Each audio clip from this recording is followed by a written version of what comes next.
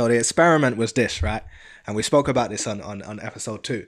But the experiment was this. Okay, so they take a rodent, random rodent, and they expose this rodent to a cherry blossom smell, right? And every time they expose it to the smell, they give it a little electric shock, right? A little bit mean, a little bit cruel. I'm not saying go around electrocuting rodents or anything like that, but if there's an animal that's got to get it, no, that's bias. That's just them rodents, bias, man. I mean, them rats and them mice. No one would march if it was the bunnies. So.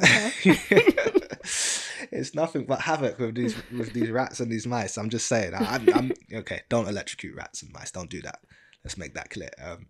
Just in case they come for us, you don't want to get cancelled. It was a light shock, right? It was. Yeah, I'm presuming so. I don't condone any shock at all is yeah, a little bit mean. It's like okay, such a nice smell to associate with pain as well. But I guess that was the idea, of the experiment. So they exposed the rodent to the smell and give it a little electric shock every time they do so. Eventually, the rodent learns to associate that smell with pain, right? Now you fast forward onto the descendants of that rodent, children and grandchildren of that rodent.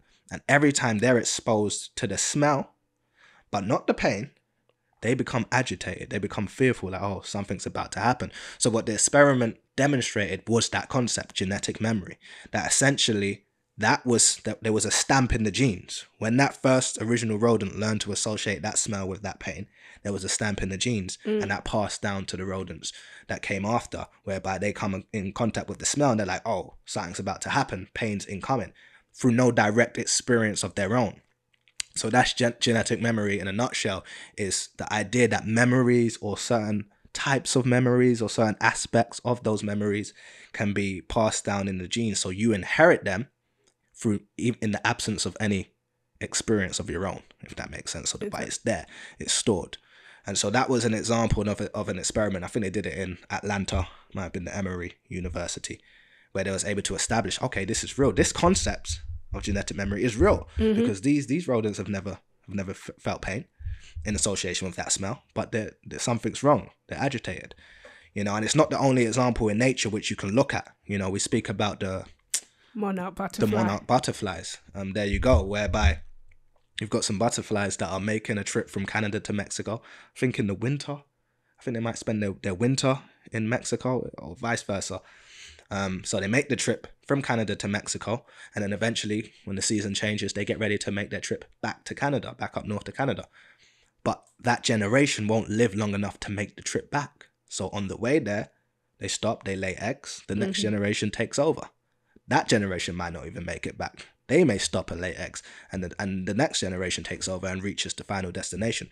So the generation of butterflies that make that final journey have never actually made either journey before, but somehow they always reach back to the same spot that those original set of butterflies started at. So it's like, well, how did they get back to the same spot? Are the ancestors like, Google Maps, GPS instruct, turn left, turn right. GPS through the genes. Yeah, through the genes. So the idea is that, okay, there's something in their genes which helps them remember which way to go in order to make it back to their spot. So there's examples, I'm sure you can find others in nature of this concept. And it's an important concept because, like you say, our teacher, Baba Yanun, went deeper, went further than that, started speaking about not only the physical aspects of genes, but also the spiritual implications, whereby he explained in a book called Genetic Kiss that we as beings are actually a makeup of our ancestors going 4 generations back.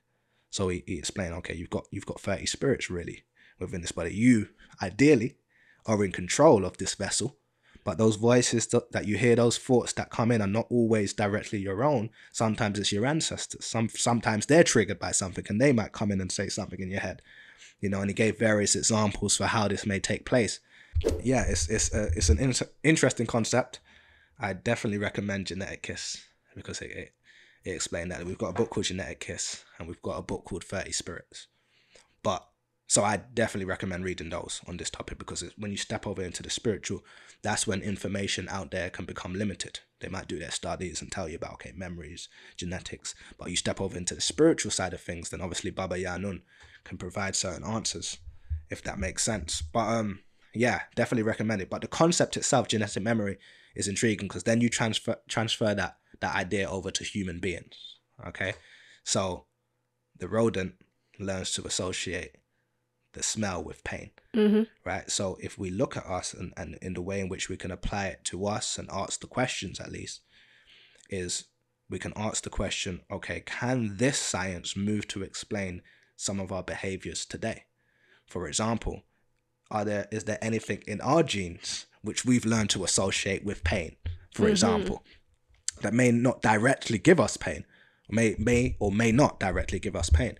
And so it takes me back to when we spoke about Michael K. Williams, Yes. Rise in Power. But when he played the role he did in the slave movie that he played his role in, he explained that there was a scene where he was reenacting out a particular scene of a slave, and he just lost it for a moment. He started screaming, he started crying, he was in so much pain. And what he suggested was that he was given a glimpse into what his ancestors went through at that moment. The fact that he was acting out that scene, if that makes sense, triggered a memory. A memory that wasn't directly his own, but perhaps in his lineage, if that makes sense. And so when you look into it, you can begin to find answers. I think you can go in all directions with the science. You have to ask the question. You look at us as a people today, it would be hard to argue with the fact we've been traumatized, similarly to how, or probably more so, obviously, but to how that original rodent was traumatized by the electric shocks and therefore learned to associate that smell with pain. So we as a people have been traumatized, and we have to ask ourselves, what are we afraid of that we shouldn't be? We had no direct experiences against, but we might be afraid of. And you have to go deeper. You ask the question, freedom, for example, mental freedom. Often you see people who get a chance at information, outformation, as we like to say, but might just turn away from it. They're almost scared to learn the truth, if that makes sense. You have to ask why.